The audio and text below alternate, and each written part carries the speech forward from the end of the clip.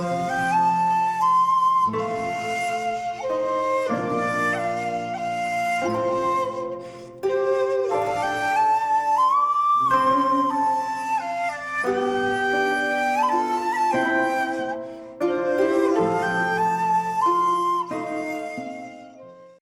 there, this is Solid Sharon from Solid Sharon Films, and welcome to another episode of One Director, Four Films.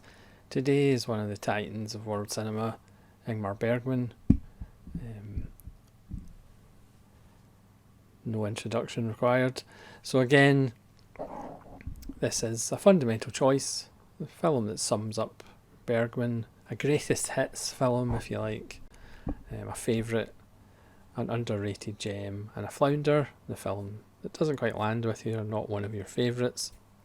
Obviously there's lots of ways to go with Bergman that have a rather large filmography. I saw a lot of them a long time ago, obviously some more recent than others. On the Ronan Nazarene Talk channel we've done a few Bergman videos, double bills. We need to kind of get back to that. You can go check them out if you're that way inclined. For fundamental, I'm just going to go the easy way and Seven Seal.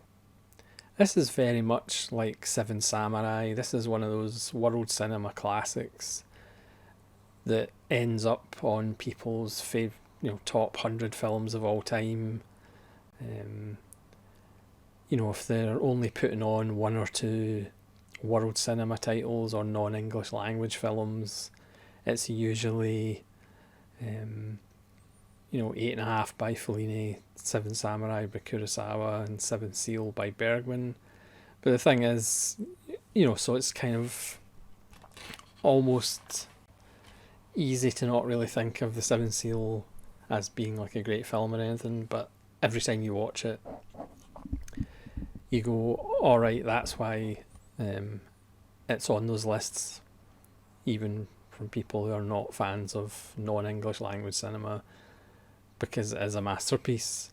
But it contains lots of Bergman themes: death, religion, art, performance. So there's a reason why it gets on those lists, even though it can be kind of discounted and we just take it for granted, but actually when you watch it you realise how great a film it is. For my favourite, again, it's always been in the conversation for my favourite Bergman film, and it usually wins that conversation. It's Wild Strawberries, which is a road movie. It's a man looking back on his past, and for me, the older I get, the more profound and the more moving it becomes. Great central performance by Victor Sundström, who was a director in his own right. Go check out The Phantom Carriage, which is in Criterion, which is absolutely amazing. A silent film written and starring and directed by himself. Max von Sydow is in this as well. And the wonderful Ingrid Thulin, my favourite Bergman female actor. It's just a wonderful film. Great dream sequences as well. Some of the best dream sequences of all time. It's just absolutely fantastic. It just gets better every time I watch it.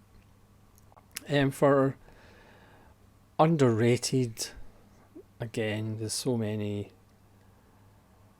really good Bergman films, but I'm going to go with the middle film in the Faith trilogy, which is Through a Glass Darkly, Winter Light, and The Silence. And I'm going to go with Winter Light,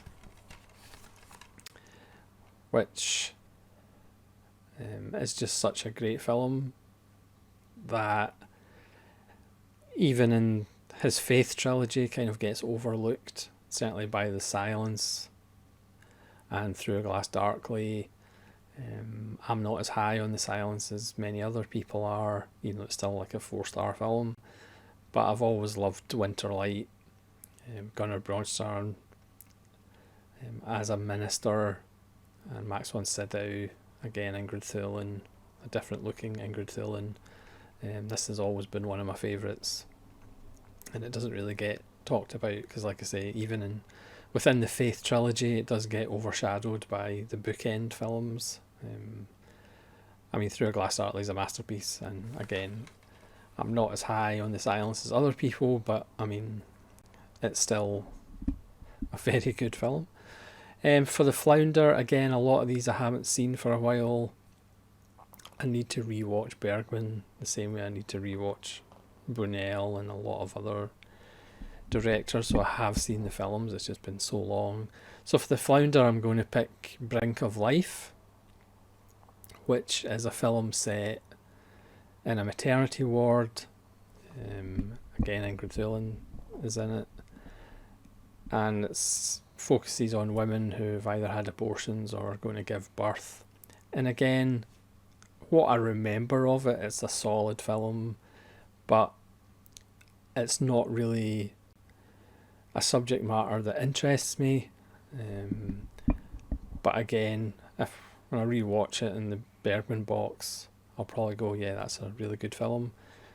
But my memory of it is, granted, that was a long time ago, it wasn't as interesting as the other Bergman films that were opening my eyes to Bergmanitis. So thanks very much for watching. But again, the whole point of this series is for your choices. So please let me know in the comments below your fundamental Bergman, favourite Bergman, gem, and Flounder. So thanks very much for watching this episode. Look forward to your comments, and hopefully you'll join me again for another episode of One Director, 4 films. This is Saul Gironin from Saul Gironin Films. Saying farewell.